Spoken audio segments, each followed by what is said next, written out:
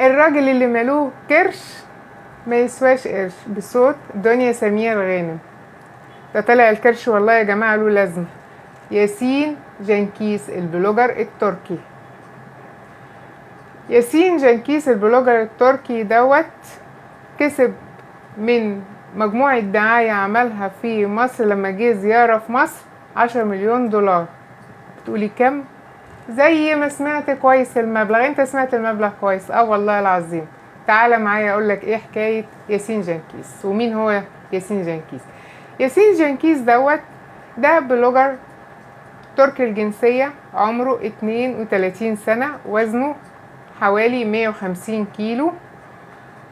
ياسين يعتبر من أشهر الشخصيات العالمية والتركية في الدعاية والإعلان. ياسين جنكيز بيلف العالم من بلد لبلد علشان يعمل دعاية في البلاد اللي هو بيسافر لها. ياسين جنكيز الدعاية بتاعته بتعتمد على ايه؟ بتعتمد على انه هو بيقف يرقص رقصته الشهيرة، وهي رقصة واحدة، ويهز كرشه. يقف يرقص الرقصة الشهيرة في دقيقة، وهوبا ياخد 100,000 دولار. هو عمل مجموعة دعاية لبعض المطاعم وبعض الشركات البراندات، زي عمل لمطعم أبو لبن، وعمل برضو القصر الكبابجي، وعمل برضو إعلان مع المصمم الأزياء إسلام سعد. دي كل اللي بيعمله يقف يرقص، تبقى في الخلفية الرقصة اسم البراند أو اسم المطعم اللي هو بيعمله الدعاية. كل القصة دي بتاخد منه ربع ساعة، وياخد منهم الفلوس ويتكل على الله. ياسين بيعتبر الفيديوهات اللي بيشيرها على حسابه على التيك توك ده مصدر رزقه الأول، اللي هو يقف يهز كرشه ويرقص، والمصدر التاني الدعاية اللي بيعملها. يعني انا شايفة بصراحة بالرغم ان ياسين جنكيز مش شخص مبتكر ولا حاجة، لكن هو شخص ذكي. عارفين شخص ذكي ليه؟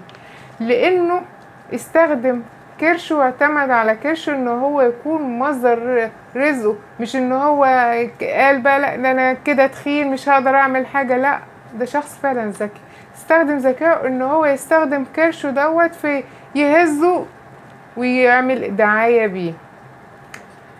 تعرفوا ان ياسين خلال رحلته في مصر عمل مكاسب من خلال هز كرشه 10 مليون دولار؟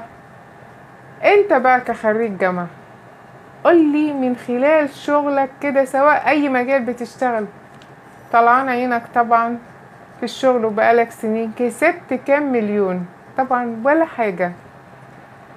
كان في مقولة زمان للزعيم عادل إمام بيقول فيها بلد بتاعت شهادات. للأسف والله يا زعيم بقت دلوقتي بلد مش بتاعت شهادات، دي كانت بقت بلد هزها تجيب رزقها. اديني يابا في الهيافة. ده طلع يا جماعة الكرش ليه لازمة اهو يا جماعة، والنبي اللي عنده كرش يخليه بقى، علشان احتمال يطلع فورمة الساحل السنة اللي جاية بقى.